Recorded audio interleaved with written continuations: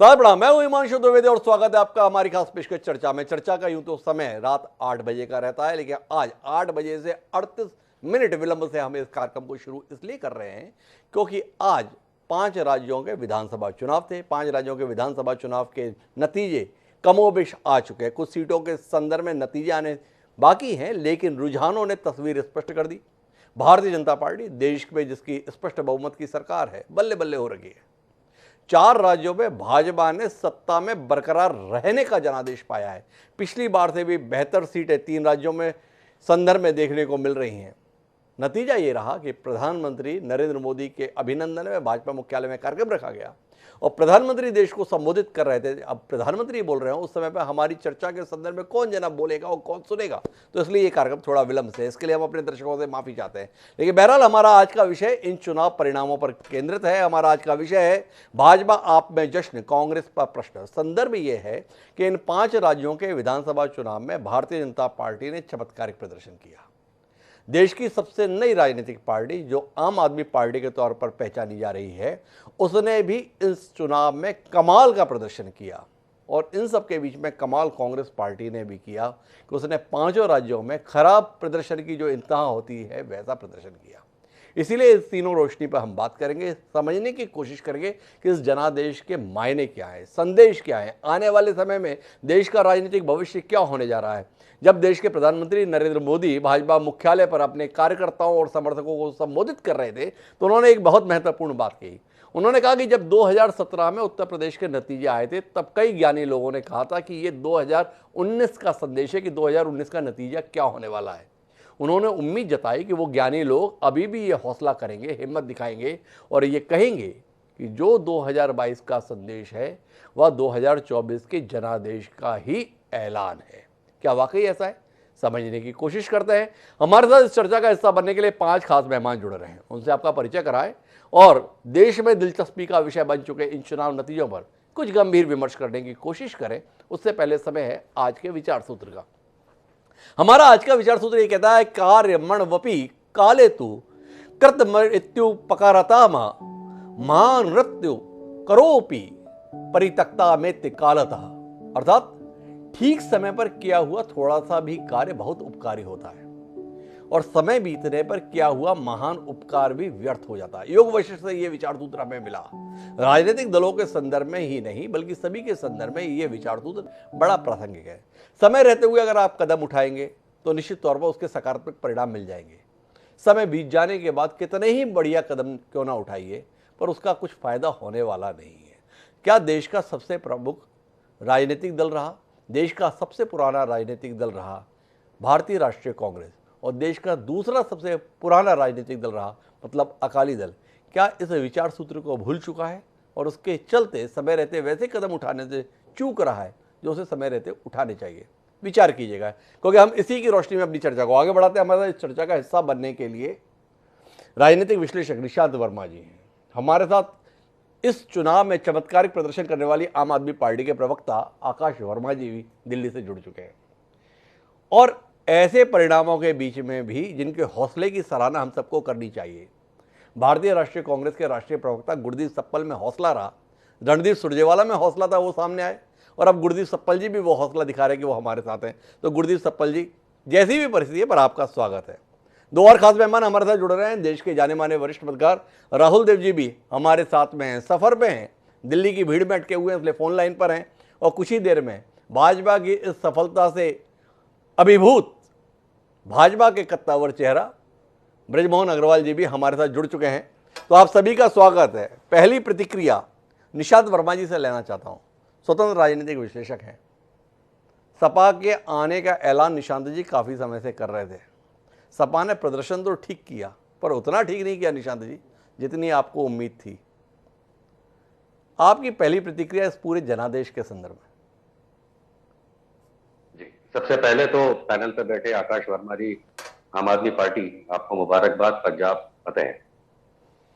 मैं लयबद्ध तरीके से 5 राज्यों के बारे में कुछ अपने पॉइंट रखना चाहूंगा। माना कि अभी मोदी जी को हम सुन रहे थे पर उस जगह नहीं जाना चाहूंगा। देखिए, गोवा में कांग्रेस ने जो अपना प्रदर्शन किया है वो पहले के मुकाबले जो भी रहा हो, लेकिन भारतीय जनता पार्टी ने जो प्रदर्शन किया है वो अपेक्षाकृत थोड़ा सा कम था। क्योंकि अगर मोदी जी की बात सुनी जाए, भारतीय जनता पार्टी की बात सुनी जाए, पूरे देश के अंदर जो उन्होंने चमत्कार कर रखे हैं, तो आधे रास्ते क्यों खाली आए? उनको तो पूर्ण पूर्ण बहुमत 3/4 मिल जाना चाहिए था, और साथ साथ पंजाब तक पहुंच जाना चाहिए था। पंजाब में भारतीय जनता पार्टी का तो खाता ही पता नहीं कितना 1-2 रन बना करके आउट है, जबकि कांग्रेस भी वहां से आउट है। कांग्रेस तो सरकार में थी पंजाब में, एंटी इनकम्बेंसी चली, इंटरकले चली, निकाल दिया गया। लेकिन सामने कौन? शिरोमणि अकाली दल, इस देश की दूसरी सबसे पुरानी पार्टी भारतीय जनता पार्टी। अभी अभी मोदी जी के चक्कर में 38 मिनट हमारा प्रोग्राम में लेट हुआ, क्योंकि वो इतना बड़ा देश चला रहे, लेकिन पंजाब में कहीं भी बैटिंग बॉलिंग करते हुए नहीं दिखते, क्योंकि उनकी योजनाएं शायद उत्तर प्रदेश तक आके सीमित रह गई। वहीं पे उत्तर प्रदेश में जो योजनाओं की वो बात करते हैं, और जिस तरीके से आखिरी इंसान तक पहुंचने की और सुविधाओं पहुंचाने की बात करके योगी आदित्यनाथ की सरकार ने 60 सीटों के नुकसान को झेलते हुए फिर सरकार बना जरूर रहे, मुबारकबाद उनको भी बना रहे, लेकिन 60 सीटों का जो नुकसान उनको हो रहा है, और समाजवादी पार्टी दुगनी से ज्यादा सीटें ला रही है, कांग्रेस कहीं दिख नहीं रही, बसपा 1 करोड़ से अधिक वोट लेके उत्तर प्रदेश में मात्र 1 सीट पे घूम रही है। ये एक नई राजनीति देखने को मुझे मिल रही है। लेकिन मैं डॉक्टर द्विवेदी साहब ये जरूर बताना चाहूंगा कि पहली बार शायद मैं भारत के प्रधानमंत्री नरेंद्र मोदी जी की बात से सहमत हूं कि 2022 के जो ये चुनाव के 5 राज्यों के चुनाव के रिजल्ट आए हैं, ये शायद 2024 की तरफ इशारा कर रहे हैं। 60 सीटों का भारतीय जनता पार्टी का उत्तर प्रदेश में आंक कम होना, ये एक इशारा है। कांग्रेस की बात करें तो उत्तराखंड में मुश्किल से 4-4.5% की तफावत यानी कि डिफरेंस है भाजपा और कांग्रेस के बीच में। वहां से धुली नहीं है, हारी जरूर है। हाँ, छोटे राज्यों की गिनती करेंगे तो बड़े राज्यों को हम भूल जाएंगे, लेकिन जिस तरीके से पंजाब में परफॉर्मेंस हुआ है, कहीं भी भारतीय जनता पार्टी नहीं है। तो इसको देखने के कई रूप और तरीके हो सकते हैं। कोई कहेगा 4 राज्यों में सरकार बरकरार भारतीय जनता पार्टी की, लेकिन मैं मोदी जी की बात से आज पहली बार सहमत हूं कि भारतीय जनता पार्टी के गिरते कद को इस तरीके से भी आंकना राजनीतिक परिप्रेक्ष्य में जरूर। इसे कहते हैं नजरिया। निशांत जी ने निराशा के क्षणों के बीच में भी उम्मीद को जगाया है। बोले 2024 के संदर्भ में जो अभिभूत होकर नरेंद्र मोदी जी कह रहे हैं, उसमें मुझे आशा दिख रही है, इसलिए नरेंद्र मोदी जी के साथ खड़े हुए निशांत वर्मा जी। ब्रजमोहन जी के पास चलता हो। ब्रजमोहन जी, सब तरह से बधाई आ रही है आपको, क्या कमाल का प्रदर्शन किया है। पर निशांत जी का सवाल है, मेरा भी सवाल है, 60 सीटों का नुकसान, डबल इंजन की सरकार होने के बाद उत्तर प्रदेश में इतना बड़ा जश्न दिल्ली के मुख्यालय पर, क्या साबित करना चाहते हैं? इस नुकसान के लिए जिम्मेदार किसको ठहराते हैं? लोग ये जानना चाहते हैं। कुछ कहेंगे?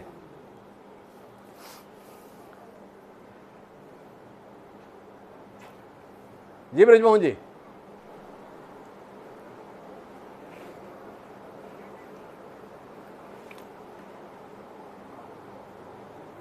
देखिए, यूपी में हिमांशु जी कोई नुकसान नहीं है जी। यूपी में नुकसान नहीं। यूपी में तो भारतीय जनता पार्टी ने अपने आप को कायम रखा है। अगर आप देखेंगे तो 15 साल की सरकार को हटाकर और फिर भारतीय जनता पार्टी आई थी। ये योगी जी और मोदी जी का दोनों का कमाल है कि भारतीय जनता पार्टी वहां पर फिर से 2/3 मेजॉरिटी में आई है, और भारतीय जनता पार्टी ने यूपी में सरकार बनाकर ये दिखा दिया है कि मोदी जी और योगी जी के कामों को देश की जनता ने और यूपी की जनता ने, वो छोटा देश है यूपी, अगर उसको देखें तो लोगों ने मोहर लगाया है।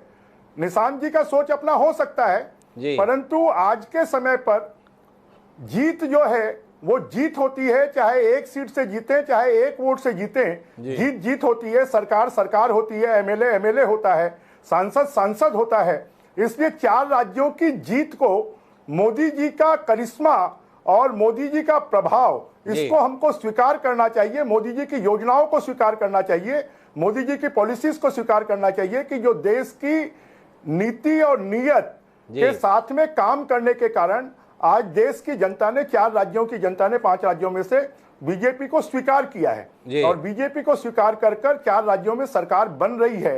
ये बीजेपी के लिए एक अच्छे संकेत हैं कि आने वाले चुनावों में भी भारतीय जनता पार्टी सफलता प्राप्त करेगी, चाहे वो देश के चुनाव हो चाहे वो राज्यों के चुनाव हो। ये संकेत देश की जनता ने दे दिया है। ब्रजमोहन जी, आपकी बात से पूरी तरह से इत्तेफाक रखता हूं कि जीत जीत होती है। 4 राज्यों में भाजपा जीती है। इस जीत का श्रेय प्रधानमंत्री मोदी जी के कुशल नेतृत्व को है।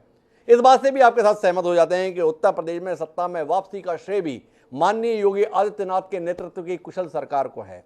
लेकिन भाजपा तो बड़ा चिंतन मनन करने वाली पार्टी है। एक एक सीट पर, एक एक वोट पर आप गंभीर चिंतन मनन विचार करते हैं।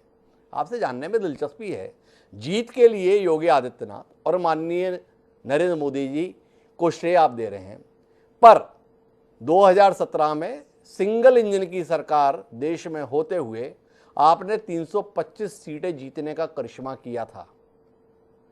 325 से 265-70 पे सिमट रहे हैं। जिस पार्टी को आप आतंकियों का समर्थक, जिस पार्टी को आप तमंचावादी, जिस पार्टी को आप दंगाजीवी बताते थे, वो 48 से 125 सीटों से ऊपर जा रही है। समाजवादी पार्टी की आपके आह्वान के बाद भी ये सफलता और 60 सीटों का हुआ नुकसान, इसके लिए कौन जिम्मेदार, किसके माथे पर ठीकरा फोड़ना चाहते हैं, ये जानने में हम सबकी दिलचस्पी है। भाजपा के संदर्भ में क्या ब्रजमोहन अग्रवाल जी के पास इसका कोई निष्कर्ष है, या आपको लगता है बैठक करेंगे, निष्कर्ष निकालेंगे, तब सार्वजनिक करेंगे?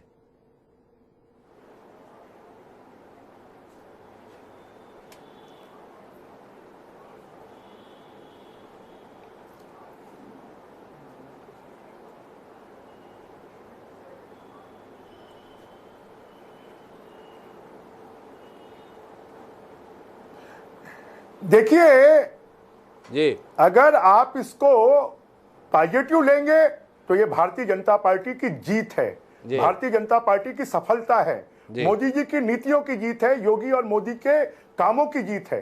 जी। अगर आप इसको निगेटिव लेंगे तो निगेटिव लेने के लिए तो आप हर चीज में कमी निकाल सकते हैं, परंतु भारतीय जनता पार्टी ने आज पूरे देश के चैनल, पूरे लोग ये कहते थे कि भारतीय जनता पार्टी के लिए यूपी का चुनाव कठिन है। भारतीय जनता पार्टी 200 सीटों पर भी पहुंच जाए तो बड़ी बात है, और उसके बाद भी 275 से ज्यादा सीटों पर भारतीय जनता पार्टी जीत रही है। ये भारतीय जनता पार्टी का, और थोड़ा बहुत कम ज्यादा तो ये चलेगा देश की राजनीति में जी। इसको आप कोई सीमा में बांध नहीं सकते, परंतु भारतीय जनता पार्टी जीत कर आई है और भारतीय जनता पार्टी सरकार बना रही है। बहुमत से 75 सीटें ज्यादा जीत कर आई है, और उसके बाद भी आप उसमें कमियां निकालेंगे तो मुझे लगता है कि ये तो क्रिटिकल एनालिसिस होगा। क्रिटिकल एनालिसिस करने के लिए अभी बहुत टाइम है और उस समय पर इसकी चर्चा होगी, परंतु वर्तमान में तो भारतीय जनता पार्टी का जीत तो कर ब्रजमोहन जी का सीधे तौर पे कहना है, कहाँ जश्न के माहौल में आप ऐसी व्यर्थ की बातें कर रहे हैं। अच्छा वाला दूध उफन रहा है, आप नींबू निचोड़ने की कोशिश कर रहे हैं। पर इस खुशी के दौर में पंजाब ने एक अलग किस्म का संदेश दिया। डबल इंजन की सरकार, नरेंद्र मोदी का चमत्कारिक नेतृत्व, योगी आदित्यनाथ का करिश्मा, तमाम चीज़ें हो रही हैं। पर इन सब से उलट पंजाब में क्या हुआ, अता पता नहीं चला भाजपा का, पता नहीं चला कांग्रेस का। आम आदमी पार्टी का चुनाव चिन्ह है झाड़ू।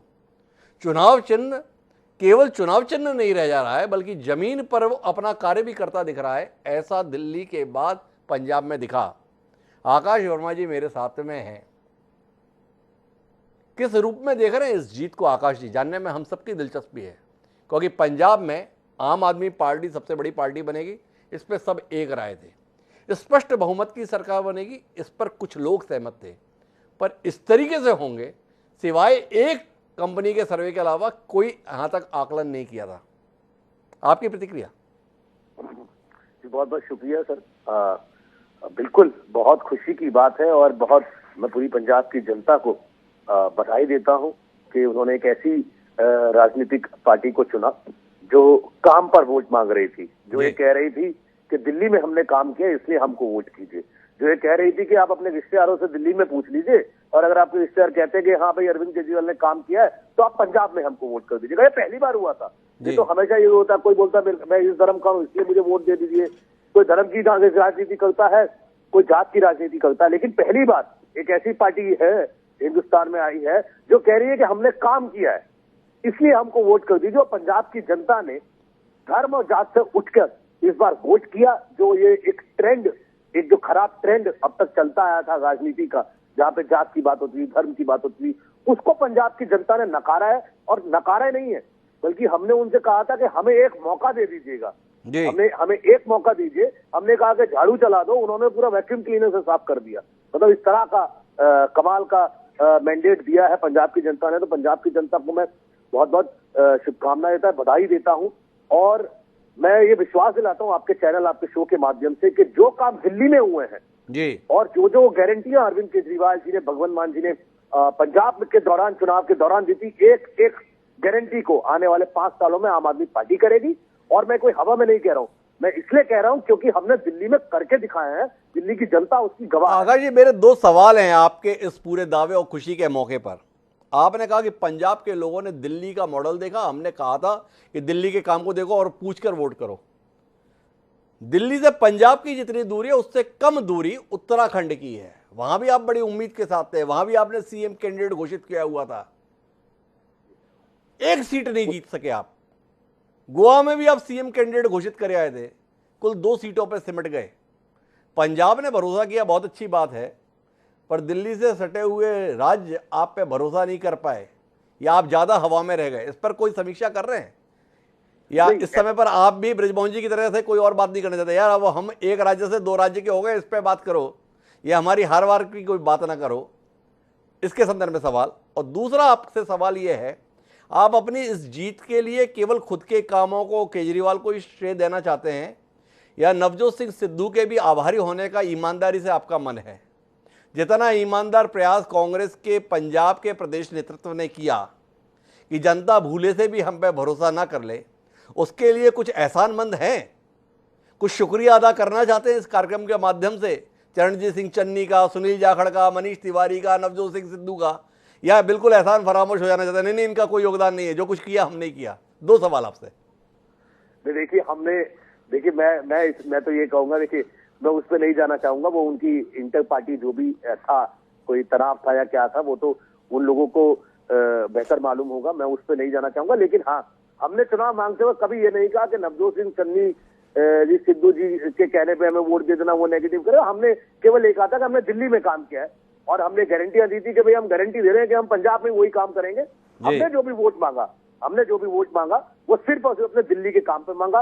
हमने वहां पे पंजाब की जनता को ये विश्वास दिलाने में हम लोग कामयाब हुए कि आम आदमी पार्टी एकमात्र ऐसी पार्टी है जो बाबा साहब का सपना पूरा कर सकती है पंजाब के लोगों के लिए, जो भगत सिंह का पंजाब के लिए बना के दे सकती है। तो इसमें पंजाब की जनता ने भरोसा किया और हमें इतना भारी मैंडेट दिया। पहला सवाल पे मैं आता हूं, जो आपने उत्तराखंड यूपी की बात की। देखिए वहां हम पहली बार गए थे, वहां हम कैडर बनाने की कोशिश कर रहे हैं, वहां से बहुत अच्छे अच्छे लोग हमारे साथ जुड़े हैं। लेकिन किसी भी चीज को होने में समय लगता है। अगर आपने अभी भाजपा की बात करी, तो भाजपा जब पहली चुनाव लड़ी तो शायद इनको मात्र 2 सीटें आई थी। तो वही मैं कह रहा हूं कि हर चीज को होने में टाइम लगता है।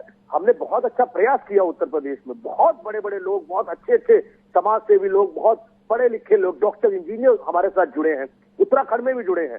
और जहां तक कि गोवा की बात की, तो गोवा में सर हमारे तो कुछ भी नहीं है, हम तो 2 सीटें जीते हैं पाई है।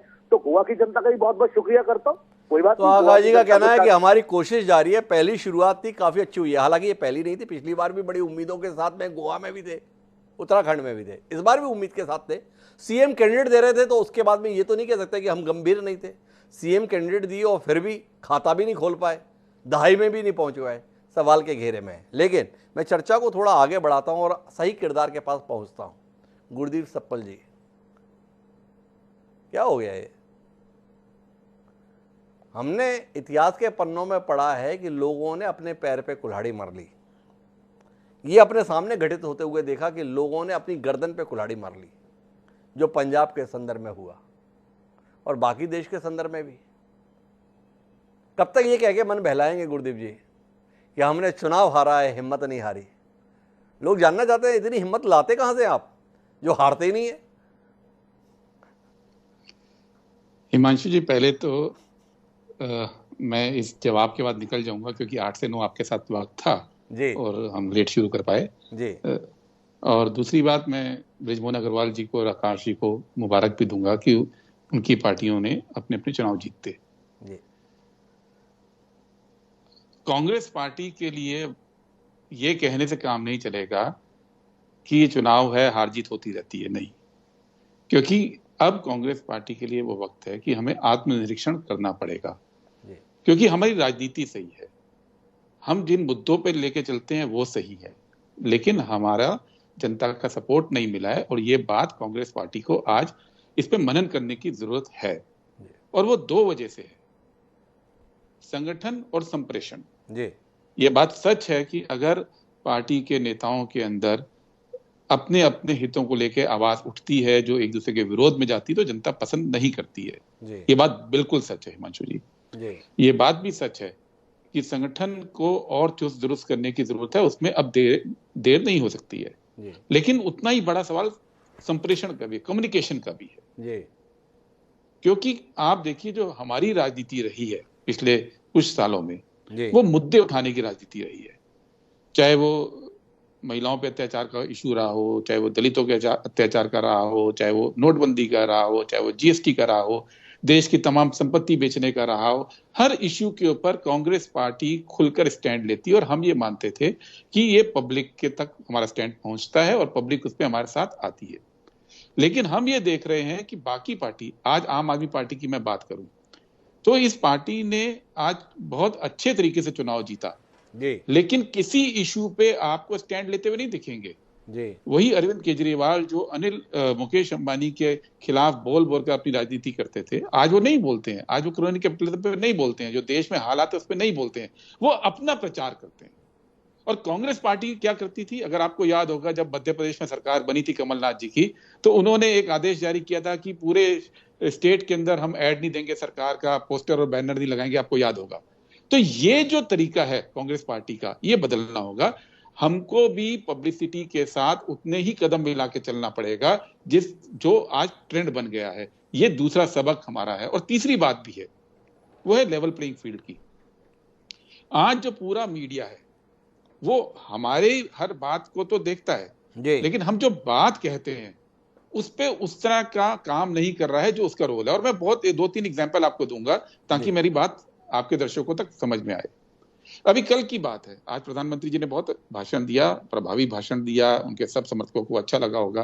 कल की बात है, कल पीयूष गोयल जी ने एक स्टेटमेंट दिया जी कि अब इस देश में जरूरत है कि हमारा जो निर्यात है वो जीडीपी का 25% पहुंच जाए। मीडिया ने चलाया, जी किसी ने ये जानने की कोशिश नहीं की कि 2014 तक 25% से ऊपर पहले ही था, जी वो क्यों नीचे चला गया। ये बात जब मीडिया नहीं करता है, जो काम पुराने किए गए थे, अगर आम आदमी पार्टी ये कहती है कि हमने शिक्षा में बहुत क्रांति ला दी और हमारा जो रिजल्ट है वो अच्छा है, तो कोई मीडिया जाके ये बात नहीं करता है कि शीला दीक्षित के टाइम पे 99.4% रिजल्ट था और इनके टाइम पे 82% पे आ गया था सरकारी स्कूलों का रिजल्ट। इस साल एग्जाम नहीं हुआ तो बढ़ गया था, पिछले साल 82.7% था। कोई इस बारे में बात नहीं करता है। जो प्रचार में जो आ गया, जो लाइन दे दी गई, पूरे देश के अंदर जो बात आप फैलाते हैं, तो वो वन साइडेड कम्युनिकेशन, और मीडिया भी उसी को करता है। और इसीलिए आज देश के सामने जो बेसिक मुद्दे हैं, आज आप ये तो नहीं कह सकते ना कि देश में आर्थिक हालत खराब नहीं है, जी ये तो कोई नहीं कह सकता है। आज ये कोई नहीं कह सकता है ना बेरोजगारी नहीं है, आज ये कोई नहीं कह सकता इस बात को लेकर कि आम जनता परेशान है। लेकिन चूंकि बाकी पार्टी, चाहे वो आम आदमी पार्टी हो चाहे वो बीजेपी हो, पूरा फोकस पेड पब्लिसिटी का है और कांग्रेस उसमें पिछड़ रही है। ये दूसरा इश्यू भी कांग्रेस पार्टी के लिए बहुत महत्वपूर्ण है। संगठन दुरुस्त करना, सबक लेना, वो पहला इश्यू है, और लोगों तक अपनी बात इस दौर में कैसे पहुंचाना, ये दूसरा इश्यू है। तो दो चीज़ों के लिए जिम्मेदार ठहरा रहे हैं गुरदीप सप्पल जी विफलता के लिए। एक, संगठन के स्तर पर कमी है हमारी, और दूसरा कि हम सही तरीके से अपनी बात संप्रेषित नहीं कर पा रहे। लेकिन ये गुरदीप सप्पल जी के लिए शायद विचार का विषय हो कि मुद्दे आप सही चुन पा रहे हैं। अगर आपके मुद्दे सही हैं तो जनता का साथ क्यों नहीं मिल रहा है, विचार का विषय होना चाहिए। लेकिन मैं राहुल देव जी हमारे साथ जुड़े हुए हैं, आखिरी दौर की बातचीत पर मैं हूँ, फिर मैं ब्रजमोहन जी के पास चलूंगा। राहुल देव जी से मुझे जानने में दिलचस्पी है कि इस पूरे परिणाम को उत्तर प्रदेश के संदर्भ में वो किस रूप में देख रहे हैं।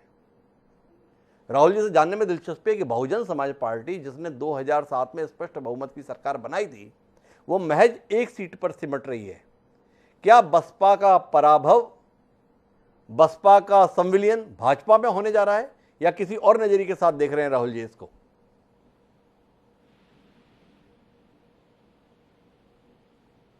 राहुल जी से हमारा संपर्क टूट गया है, इसलिए इस सवाल को लेकर मैं ब्रजमोहन जी के पास जाना चाहता हूं, आखिरी सवाल के तौर पर इस कार्यक्रम का, कि ब्रजमोहन जी, बहुजन समाज पार्टी के संदर्भ में शुरू से ये कयास थे कि भाजपा ने मायावती को इतने दबाव में ला दिया है कि अब मायावती महज औपचारिकता पूरी कर रही हैं। चुनाव का नतीजा बता रहा है कि मायावती की वहां मौजूदगी औपचारिक ही रह गई।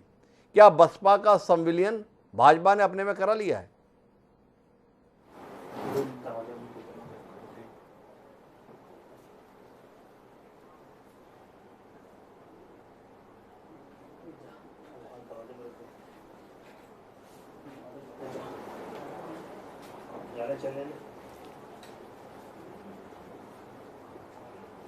देखिए हिमांशु जी, उत्तर प्रदेश का चुनाव हमेशा जातिवाद के आधार पर होता था, धर्म के आधार पर होता था, परंतु पिछले विधानसभा चुनाव से और लोकसभा चुनाव से लोगों ने उत्तर प्रदेश जो इतने सालों से उपेक्षित रहा है, विकास से महफूज रहा है, जहां पर कानून व्यवस्था का कोई माई बाप नहीं था, मोदी जी के आने के बाद, योगी जी के आने के बाद उत्तर प्रदेश की जनता को लगने लगा है कि शासन क्या होता है।